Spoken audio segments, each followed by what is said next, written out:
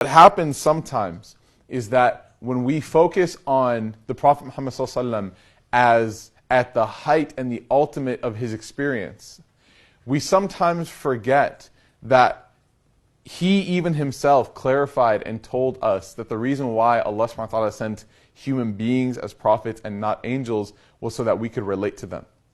And sometimes we get caught up in celebrating his greatness without trying to strive for that ideal, right? So we're like, the Prophet ﷺ was so wonderful, and then that ... is, I will never be able to get there.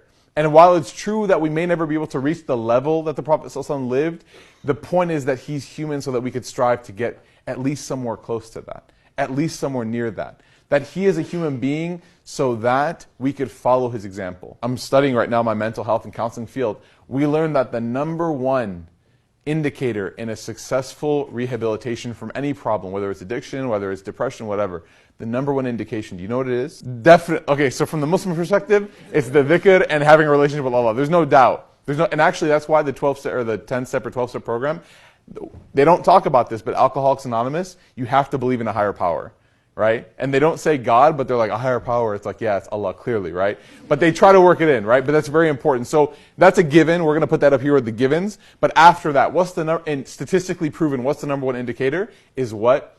Is that your counselor, who in this case would be the Prophet Muhammad ﷺ for us, believes that you can get better. That's the #1 indication. So for example, if I'm a counselor and I have a client who's depressed, the #1 indicator of that person getting out of depression is not on them, it's on me. And it's on me communicating my belief and my support of that person. I believe that you can get better. I know you can get better. And what did the Prophet Muhammad ﷺ, if you look at how he treated the companions and how he talked about the later generations of people who believe in him, he always was so positive, always was so supportive. That my brothers and sisters will come a day in time, these people will never have met me, heard me, saw me, talked to me, but they'll still believe in me and they'll be my brothers and my sisters.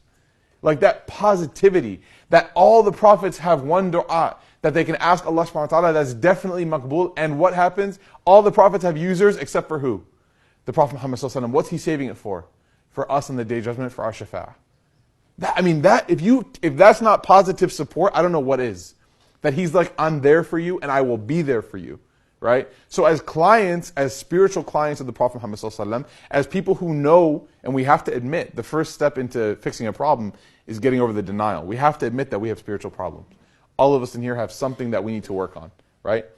So as clients, we have to understand that the Prophet ﷺ is a role model for as a purpose, as an example.